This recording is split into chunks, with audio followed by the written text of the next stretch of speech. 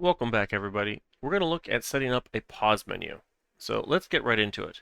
To be able to pause the game, the first thing we're going to do is set up an input action. So we're going to come over to our I/O section. We're going to create a new input action. We're just going to call it IA pause. Now this will technically pause and unpause for us, but it should be fine the way it is. We're going to make sure it's a digital bool, and because we're going to be using this to pause and unpause, we're going to want to make sure that trigger when paused is set to true. This will allow us to unpause the game. Otherwise, it really is only a pause key. We'd have to have a separate action for unpause. With the input action set, we're going to go to the IMC and make sure that we can attach that to our mappings. I'm going to come down here, choose pause, and for quality of life purposes, we're going to set that up to be both the P key as well as the escape key. If we only set it up to the escape key, then during testing, we'll find that pressing escape will close the editor, so it'll be very difficult to verify that it's working in the way that we expect. So we'll use the P key as a redundant action for that. All right, with that activated, we're going to go ahead and open up our player controller. So coming up to our framework, inside of our player controller, I'm going to add the input action for pause. So IA pause right here. And we just want to verify that it is when it is completed that we're going to fire off this action. And we're just going to say pause game. So set game pause is going to be set to true by default here. And we're just going to verify that we can pause the game. And since our game is generally on the ground, there's not a lot moving on right now, we can just jump and then pause and it should freeze our game. Pressing it again will not unpause it because we haven't given it that functionality yet. In order to pause and unpause the game easily, we're going to use a node inside of Blueprints called flip-flop. Flip-flop basically just fires through under the A branch once and the B branch the second time, then the A branch the third and B the fourth. And we're going to use this is A, which will fire true when it's A and false when it's B. And we're just going to set that to game pause. So the first time it'll fire through, it'll set it pause. The second time, it'll set it to unpause. So as I play, I should be able to jump, pause, unpause, repause, and unpause. And so with that, we can see we have basic pause functionality, but this is a little raw. There's every chance that the player might get confused at whether or not they've paused the game or the game has hung and is crashing on them. So we need to make sure that we set up some sort of interface system to allow them to see what's going on. In order for us to do this, we're going to want to go set up a few widget blueprints. So if I jump over to my UI section, I'm going to right click and go to user interface and create a few widget blueprints. I'm going to create a basic one, WBP, called pause screen. So with the pause screen created, I can go into the pause screen and I could add a canvas, and then I can add two buttons and some text for this if I wanted to. Add a text to this button and a text to this button.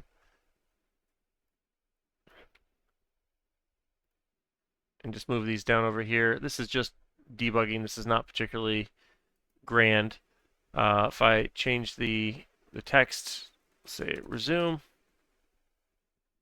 and this one will just change to quit. You can see immediately that getting these things to line up and be the same is going to take a little bit of effort, and so this is going to prompt us to make our other widget blueprint that will help us in our construction here. So for us to do this, we're going to create a new user interface widget blueprint, and I'm going to call it WBP button. So we're going to create our own button class, which is going to use a special kind of panel we'll call a size box here. And inside of the size box, we'll add a button, and inside of the button, we'll add text. For the size box, we're going to change the width override and width height to be the size that we want. So I'll say 256 by 64. And then once I set that, I'm going to go to our fill screen and change this to desired. And this is going to show us what our text block will look like, or what our button will look like in the correct proportions. And that's, of course, based off of the grid that I have here. So if I look at the text block at the correct proportions, this is going to help me figure out how to size the details of what it is that I'm working with. I want the button to be clickable, so I'm going to make that a variable. And we're going to rename this just to BTN.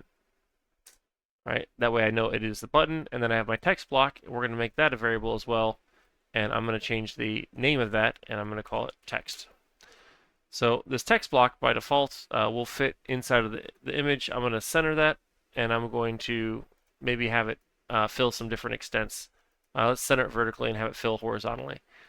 And then the button itself is set to fill vertically and horizontally, and this should give us the opportunity to revisit this block on a number of different circumstances, and we can edit the details as needed. In order to edit the details, we're going to need to do a little bit of coding. So I'm going to jump over to my graph, and you'll notice that the text and the button are both variables that I've created. So for the button, I have the ability to have an onClicked function. So this onClick function is going to let me build code inside of this particular class, but to expose this to another class, I'm going to need to use an event dispatcher. So when I click plus over here, I'm going to just call this button clicked.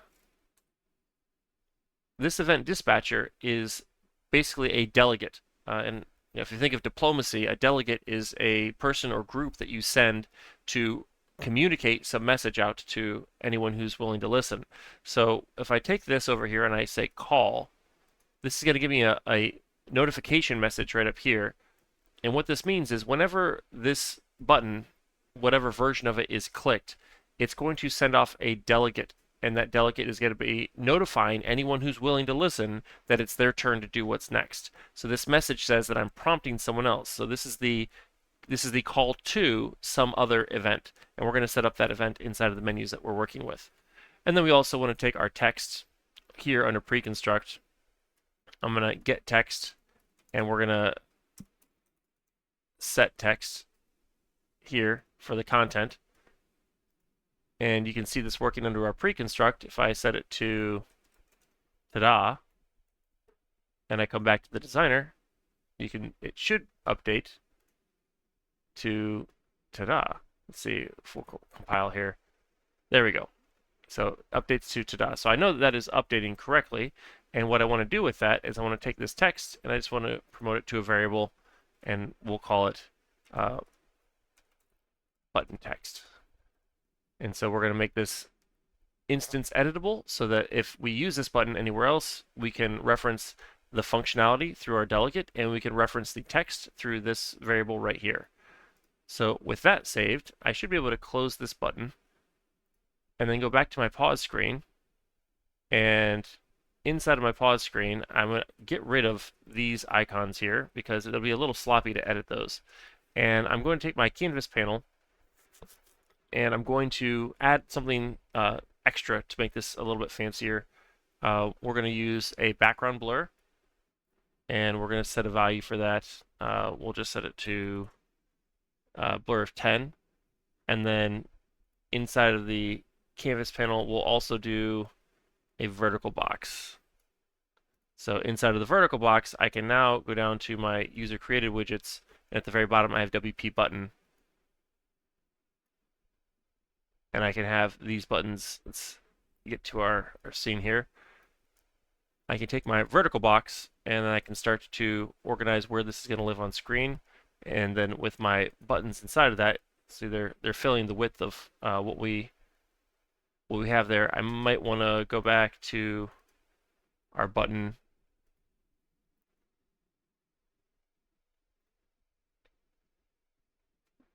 You could play with these a little differently, get them to show up the way that you want them to be. But I can take this and I can change this one to resume, and this one to quit. Now, I think maybe the extents is probably the better way to present that content. So let's leave that as is. We'll go to our screen here. Inside of our vertical box, we have the buttons. I'm going to turn each one of these buttons into a variable so I can reference them in our script. And then we're going to need to find a way to add these to the screen. So I'm also going to come in here and we're going to add, we'll say a little bit of padding inside of our box. And there's other ways to design this, but for the core functionality, this is going to get us what we need. I want to be able to add these to the screen when we pause. So what we could do is go into our player controller and say, when I pause this, I want to create widget and then add it this way. But this will create a situation where we're generating the widget each and every time that we want to access the pause menu, which is a little cumbersome. And I could add it to the event begin play here and then hide it, but then for every widget that I want to add, this is going to get pretty cumbersome, and I'm going to have a lot of other functionality going on with the player controller once we get things like saving and checkpoints and player stats and things like that. So I'll probably want to find a better place to house the construction of resources that go on screen. And we have a function or a class for that. If I go over to my framework, I'm going to create a new blueprint class, and we're going to open up this all classes, and we're going to search for the HUD class. So I'm going to go BP underscore HUD underscore GP for gameplay. So if I have a different HUD, for instance, that we might have something on the main menu, or if we have a customization screen or something, a mission post screen, something like that, this is just going to be my gameplay HUD that's going to allow me to control and add things to the screen for gameplay. To be able to use this, I need to go into my game mode and have it use my gameplay HUD. And then I can open up my HUD, and here would be the best place, I think, to add the widgets that we want to add to the scene. So from here, create widget, and then we're going to select WBP pause screen. We need to have an owning player, get player controller, and this is going to give us the opportunity to assign it to the player character. We're going to promote to a variable. We'll call this pause ref, so we can deal with this at any time. And then we're going to add to the player screen. This is going to draw the pause screen as soon as the HUD is loaded. And then we're going to set visibility down here for a widget. The visibility that we want to set is for this pause reference. And instead of setting it to visible, we're going to set it to collapsed. You can set it to hidden as well in this particular case. So when I set it to collapsed, it will hide it. We're going to disable that node for a second just to test. And I have the menu on screen. And then when I come over here and I test, the menu's off screen. So things are working well so far. We're being able to add it to the screen through our HUD. And now we're going to go back to our player controller and determine when to show that menu. So during the beginning of our begin play function here, we're going to get a reference to HUD, whatever our HUD is, and we're going to cast it to BP HUD. And then we're just going to turn this into a HUD reference.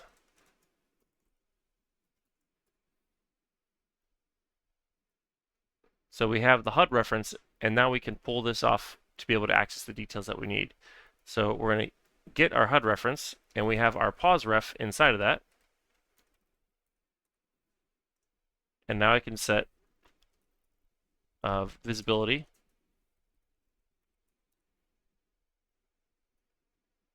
based off of which option we have coming through here. So I might want to take a branch node from this and say, if it is A, which means we are pausing, then I want to set it to visible.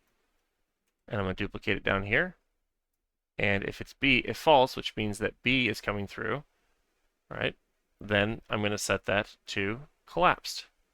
So let's go ahead and test that now. Pause, unpause. Looks like it's working just fine for us. I have some issues right now. If I go to test and I click pause, I don't have a cursor. So what I'll need to do, since my game mode is setting the input mode to game only when I first start, when I go to pause the game, I'm going to need to change the game mode back to UI. Now, for a few reasons, we're going to want to change it to game and UI for the functions that we're going to be using. But you can, of course, customize this to your own game. So we're going to set the visibility first. And then after that, we're going to set the game mode. We'll say game and UI. And the widget to focus is going to be that pause ref. And then over here, I can set game, if I could type right, set game only. And for the player controller for both of these,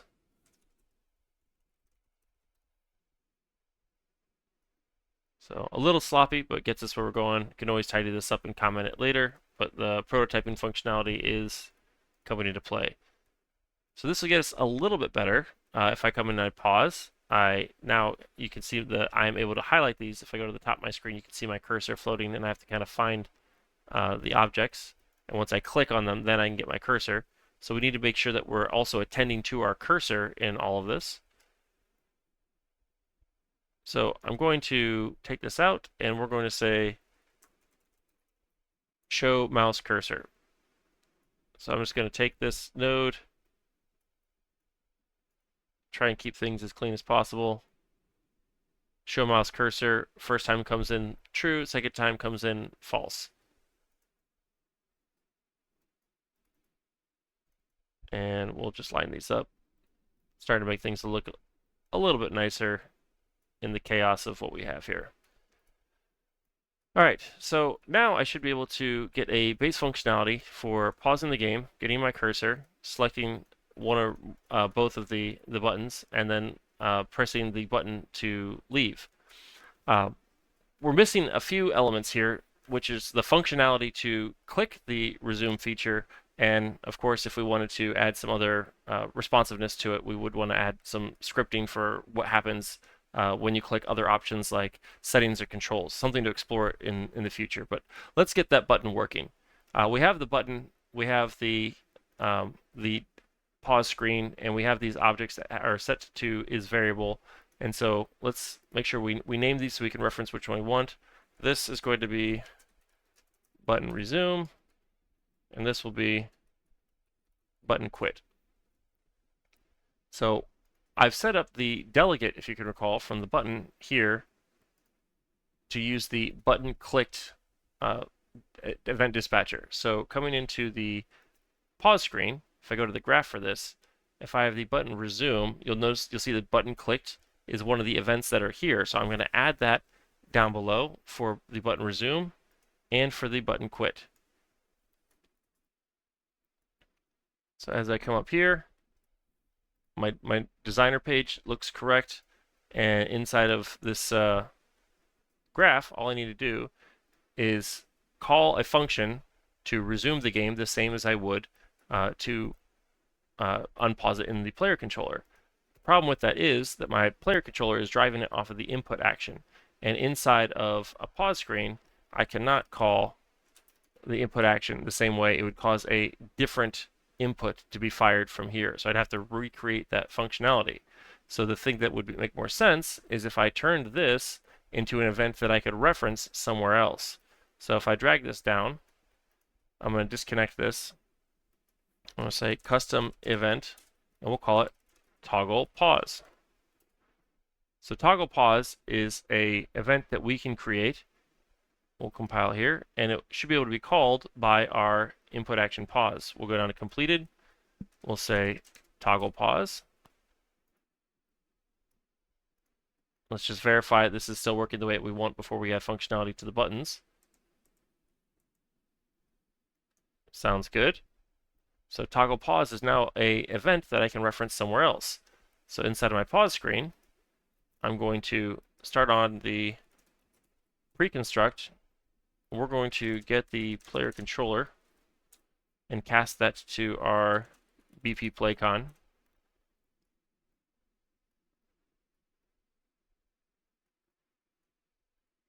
And inside of this, we can now make this a reference. Player controller reference. And now, when I want to go to resume, I can pull off the PlayCon reference and say toggle pause. So now I should be able to pause the game and resume the game through either clicking the button or by pressing the pause key. This ensures that I don't have anything that's stepping on itself when I have multiple input systems that are controlling the same object. The player controller is the thing that controls the interface and the input for the player, and so this is a logical place to have this housed. And if toggle is always going back and forth between them, I could use any combination of the escape key, the P key, or the button to be able to go in and out of the pause without having them step on each other and getting locked in some sort of UI state. And then, of course, for the final element, we would have the ability to quit the game. And we need to associate that with the player controller. So if I were to try and grab this here, the player controller reference is a type of player controller, and so that's the one that's going to be specific for quitting the game just as well. So I can click, I can resume, and I can quit. And so with that, we have our basic pause menu set up. It's got functionality for mouse and button selection, as well as keyboard entry. And it shows us a little bit of quality of life for being able to set up things for the player to be able to organize having the mouse on screen and the visibility of the different widgets that we expect them to interact with. There's a lot of ways that we could expand this out, but this gets us our basic pause menu. I hope this gets you where you need to go, and I hope that helps you keep building.